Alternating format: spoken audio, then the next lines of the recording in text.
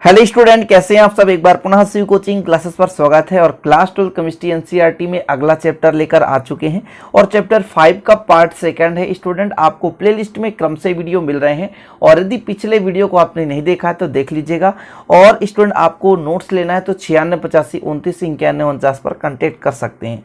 आप देख रहे हैं स्टूडेंट, इसी प्रकार से हैंड रिटन नोट्स आपको दिए जाते हैं प्रॉपर रूप से, ठीक है ना। तो आपको इसी प्रकार से मिलेंगे ताकि आप प्रॉपर रूप से तैयारी भी कर सकें। तो चलिए शुरू करते हैं। और इसके पहले हमने आपको बताया था सतह रसायन। सतह रसायन किसे कहते हैं स्टूडेंट? जिस चैप्टर का नाम ही है उसको परिभाषा समझना जरूरी है। ऐसी केमिस्ट्री या ऐसा रसायन स्टूडेंट जिसके अंतर्गत हम किसी भी पृष्ठ पर या सतह पर होने वाली क्रियाविधि का अध्ययन करते हैं, हम उसे कहेंगे सतह रसायन। कुल मिलाकर के सतह रसायन के अंतर्गत जो भी हम अध्ययन करेंगे वो घटना केवल पृष्ठ पर होगी, यानी सतह पर होगी, हम उसे ही कहते हैं सतह रसायन। ओके स्टूडेंट, इसके बाद हमने आपको अधिशोषण बताया था और आज हम सांद्रण के आधार पर अधिशोषण के प्रकार भी समझाएंगे, साथ में अधिशोषण और अवशोषण में अंतर भी समझाएंगे। तो अधिशोषण क्या है स्टूडेंट? किसी ठोस या द्रव को सतह पर किसी पदार्थ के अणुओं को आकर्षित कर बनाए रखने की प्रक्रिया अधिशोषण कहलाती है।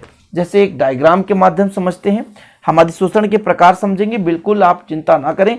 लेकिन पहले थोड़ा सा अधिशोषण समझना जरूरी है, क्योंकि यदि आपने प्रीवियस वीडियो नहीं देखा है तो यहाँ पर समझ लीजिए। एक आपके पास बीकर है स्टूडेंट, इस बीकर में द्रव रखा हुआ है, द्रव है या ठोस रख दें, है ना, ये द्रव है। अब ये सतह हो गया। अब कोई गैस आकर के इसके केवल सतह पर आकर के अधिशोषित हो जाती है, यानी सतह पर बन जाती है। यानी किसी ठोस या द्रव द्वारा सतह पर अन्य प्रकार के अणुओं को अपने सतह पर बनाए रखने की घटना क्या कहलाती है स्टूडेंट? अधिशोषण कहलाती है। चीजें समझ गए?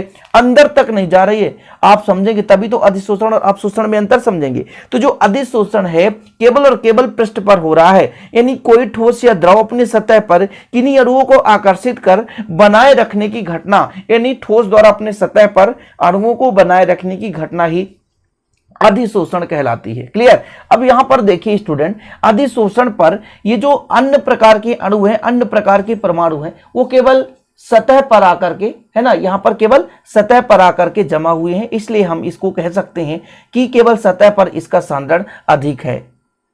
तो इतना हुआ स्टूडेंट कि सांद्रण आपने समझ गया। और इसी सांद्रण के आधार पर स्टूडेंट हम दो भागों में अधिशोषण को बांटते हैं, यानी धनात्मक अधिशोषण और ऋणात्मक अधिशोषण। थोड़ा समझेंगे बात को कि जब अधिशोषक की सतह पर अधिशोषण की सांद्रता शेष भाग से अधिक होती है, इस प्रकार के अधिशोषण को धनात्मक अधिशोषण कहते हैं। कहने का मतलब स्टूडेंट, जैसा हमने यहाँ पर आपको एक समझाया डायग्राम के माध्यम से कि आपके पास द्रव था, द्रव के सतह पर अन्य प्रकार के अणु आकर के व्यवस्थित जमा हो गए हैं, केवल सतह पर उनकी क्रिया प्रतिक्रिया यानी अभिक्रिया जो भी हो रहा है केवल सतह पर हो रहा है। अब यहाँ पर जो ज्यादा अणु उपस्थित हो गए तो यहाँ पर जब सांद्रता अन्य जगह के अपेक्षा अधिक हो जाती है उसे धनात्मक अधिशोषण कहते हैं। लेकिन कुछ ऐसे भी अधिशोषण होते हैं स्टूडेंट जो कि इसके अपोजिट हो जाते हैं। कहने का मतलब यहां पर जहां पर अधिशोषण हो रहा है वहां पर सांद्रण शेष भाग से जब कम हो जाता है उसे हम ऋणात्मक अधिशोषण कहते हैं। समझ गए ना? धनात्मक अधिशोषण यानी जहां पर अधिशोषण की क्रिया हो रही है स्टूडेंट, वहां पर यदि सांद्रण शेष भाग से अधिक है, जहां पर अधिशोषण यानी सतह पर यदि अधिशोषण के फलस्वरूप सांद्रण अन्य भाग से अधिक है उसे हम धनात्मक अधिशोषण कहेंगे। लेकिन अधिशोषण के फलस्वरूप यदि जहां पर अधिशोषण हो रहा है यानी पृष्ठ पर अधिशोषण हो रहा है तो पृष्ठ का सांद्रण अन्य भाग से कम है, उसे हम ऋणात्मक अधिशोषण कहते हैं। तो पहला जो हमारा टॉपिक था सांद्रण के आधार पर अधिशोषण के प्रकार, वो भी चीज हमने समझा दिया स्टूडेंट। अब आज का मुख्य टॉपिक है जो कि अधिशोषण और अवशोषण में अंतर। ये बहुत महत्वपूर्ण टॉपिक है जो कि आज का शीर्षक ही था, जिसे हम यहाँ पर चर्चा करेंगे। अधिशोषण जो होता है स्टूडेंट आपको बता ही दिया गया, यह केवल पृष्ठीय घटना है, यानी केवल सतह पर होने वाली घटना है। लेकिन स्टूडेंट अवशोषण ऐसा नहीं होता। अवशोषण में प्यारे भाइयों जो घटना होती है वो भीतर तक होती है। जैसे इस डायग्राम में हमने देखा होगा अधिशोषण। लेकिन अवशोषण ऐसा नहीं होगा। यहाँ पर एक छोटा सा डायग्राम बनाते हैं, एक छोटा सा बीकर लेते हैं और इस पर द्रव भर देते हैं और इस पर जब अवशोषण होगा, जैसे स्टूडेंट मान लीजिए दूध में हम यदि नमक मिला दें, तो यदि नमक मिलाएंगे तो इसके अंदर भाग तक प्यारे भाइयों वो नमक मिल जाएगा। कुल मिलाकर के इसके प्रत्येक भाग पर जब ये घटना हो जाए तो वो कहलाता है अवशोषण। जैसे स्टूडेंट आपने गुलाब जामुन देखा होगा, उसको क्या करते हैं, सिरा पे डुबाते हैं तो उसके प्रत्येक भाग पर क्या पहुंचता है, सिरा पहुंच जाता है, वो कहलाता है अवशोषण। लेकिन प्यारे भाइयों एक हमने चाक लिया और हल्का पानी उसके ऊपर डाला तो केवल सतह पर हल्का नमी आ गया, अंदर चाक बिल्कुल बिल्कुल सूखा है, तो प्यारे भाइयों वहां पे जो घटना हो रही है, वहां पे कौन सी घटना हो रही है, तो वहां पे अधिशोषण हो रही है। मतलब अधिशोषण केवल पृष्ठ पर हो रही है, जबकि अवशोषण अंदर तक जाती है। सिंपल यार, गुलाब जामुन सब लोग खाते हैं, गुलाब जामुन के अंदर भाग तक सिरा घुसा रहता है, सिंपल है ना। तो गुलाब जामुन में अवशोषण हो गया है। लेकिन अधिशोषण की बात करें, जैसे आपने क्या ले लिया, चाक ले लिया, चाक के केवल थोड़ा सा पृष्ठ पर यदि पानी डाल दो प्यारे भाइयों, तो उसके पृष्ठ पर हल्का नमी आ जाता है, हल्का गीला हो जाता है, लेकिन अंदर भाग पूरा कठोर ठोस रहता है, तो वहां पर हो रहा है अधिशोषण। कहने का मतलब अधिशोषण एक पृष्ठीय है और अवशोषण एक पृष्ठ के साथ साथ अंदर भी होने वाली घटना, मतलब भीतर तक होने वाली घटना है। अब इसके बाद दूसरा नंबर स्टूडेंट, जो अधिशोषण का वेग होता है तीव्र और बाद में, यानी प्रारंभ में बहुत तेजी गति से होता है और बाद में मंद हो जाता है, मतलब धीरे धीरे से संपन्न होने लगता है। लेकिन अवशोषण होता है एक समान वेग से चलता रहता है। सिरे में प्यारे भाइयों आपने गुलाब जामुन को डाल दिया है, 1 घंटे तक आराम से होगा और उसके पूरे भाग पर गुलाब जामुन के सिरा जो है समाहित हो जाता है, अवशोषित हो जाता है। कहने का मतलब स्टूडेंट यहां पर आपने सीखा कि अधिशोषण से, किससे, अधिशोषण से स्टूडेंट क्या होता है कि जो क्रिया है प्रारंभ में बहुत फास्ट होती है, बाद में मंद गति से होती है, लेकिन अवशोषण में हर जगह समान रूप से होता रहता है। ओके स्टूडेंट, इतना क्लियर हो गया। चलिए आगे बात करते हैं।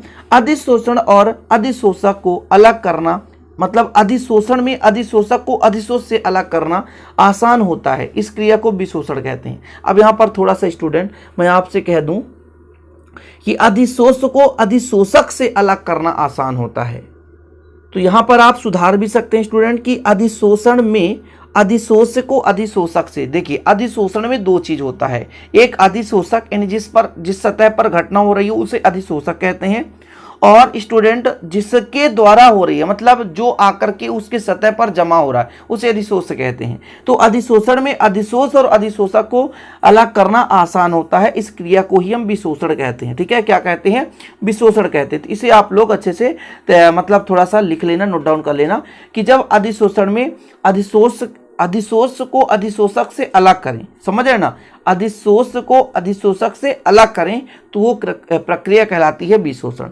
तो यहां पर आप लोग लिख लें, अधिशोषण में अधिशोष को अधिशोषक से अलग करना, या अधिशोषण में अधिशोषक को अलग करना आसान होता है, ऐसा भी लिख सकते हैं। ठीक है, इसको और को काट दें तो यहाँ पे वाक्य सेट हो जाएगा कि अधिशोषण में अधिशोष को अधिशोषक से अलग करना आसान होता है, जबकि स्टूडेंट अवशोषित पदार्थ को पृथक करने के लिए विशेष विधियों की आवश्यकता होती है, जैसे बाष्पन और क्रिस्टलन विधि। ओके, जैसे बाष्पन और क्रिस्टलन विधि का प्रयोग करते हैं।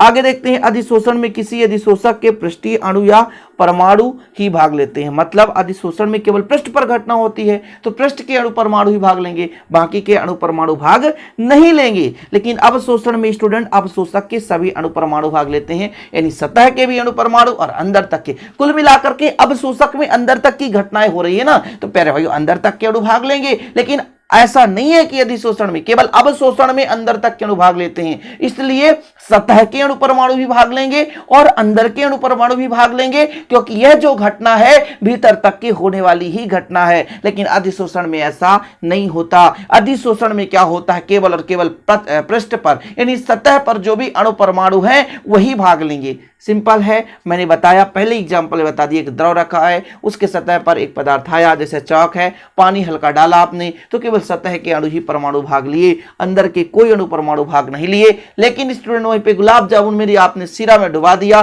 तो गुलाब जामुन के अंदर तक के अणु परमाणु एकदम सिरे से लथपथ हो जाते हैं, गीले हो जाते हैं। कहने का मतलब अंदर तक की घटना हो रही तो अंदर तक के अणु परमाणु भाग ले रहे हैं। ओके, चलिए केवल पृष्ठ के सांद्रण में परिवर्तन होता है। अभी आपने पढ़ा अधिशोषण में दो प्रकार से, धनात्मक अधिशोषण और ऋणात्मक अधिशोषण, यानी पृष्ठ का जब घनत्व तो अधिक हो जाता है, पृष्ठ का सांद्रण अधिक हो जाता है, उसे हम धनात्मक अधिशोषण कहते हैं। लेकिन वही अधिशोषण उसी पृष्ठ पर हो रहा है और यदि पृष्ठ का अधिशोषण की घटना के फलस्वरूप सांद्रण कम हो गया हो, वहां पर ऋणात्मक अधिशोषण होता है।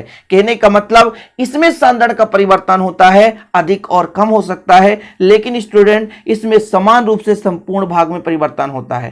कहने का मतलब समान रूप से, यानी साथ साथ जितना ऊपर होगा उतना ही अंदर होगा। गुलाब जामुन के जितने ऊपरी भाग पर सिरा होगा उतना ही अंदर भाग पर होगा। मतलब हर जगह जो सांद्रण है वो एक समान रूप से परिवर्तित होता है। पहले सतह का कुछ और था, अंदर का कुछ और था, लेकिन जब कोई और पदार्थ आया, अवशोषित हुआ, तो हर जगह का सांद्रण समान रहेगा। इसमें कोई सोचने वाली बात नहीं है। लेकिन स्टूडेंट अधिशोषण में सतह का सांद्रण अधिक और कम हो जाता है। तो चीजें क्लियर हो गई। अधिशोषण का मतलब हो गया भैया सतह पर होने वाली घटना। तो मुख्य रूप से आपको इतना तैयार रखना है कि अधिशोषण में क्या है, सतह पर होने वाली घटना है, पृष्ठीय घटना है, ये भीतर तक होती है और इसी के आधार पर सारे अंतर तैयार हो जाते हैं। दूसरा है अधिशोषण पहले तेजी गति से होता है, फिर मंद गति से होता है, लेकिन अवशोषण का जो है वेग हमेशा समान बना रहता है।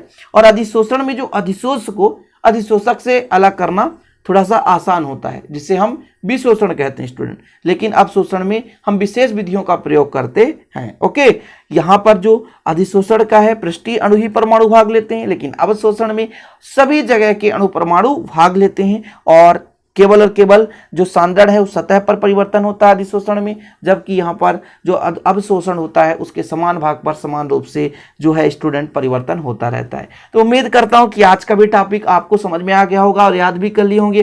तैयार करते चलें छोटे छोटे वीडियोज के माध्यम से, नोट्स बनाते चलें प्रॉपर रूप से। आप एमपी बोर्ड के हों, सीजी बोर्ड के हों या यूपी बोर्ड के हों, बिहार के हों, कहीं से भी हों, आप लोगों के लिए बहुत ही हेल्पफुल वीडियो है। और स्टूडेंट आपके थ्योरिकल के साथ साथ आपके न्यूमेरिकल भी, ऑब्जेक्टिव भी क्वेश्चन कराए जाते हैं। तो चैनल को सब्सक्राइब कर लें और हाँ, नोट्स लेने के लिए 9685293949 नंबर पर कंटेक्ट करें, क्योंकि स्टूडेंट आपको हैंड रिटन नोट्स प्रॉपर रूप से आप यूट्यूब चैनल पर कहीं भी देखोगे स्टूडेंट सबसे बेस्ट नोट्स मिलेगा, ये मेरा आपसे वादा है। चलिए तो मिलते हैं स्टूडेंट इसी प्रकार के अगली वीडियो के साथ। तब तक के लिए जय हिंद, वंदे मातरम।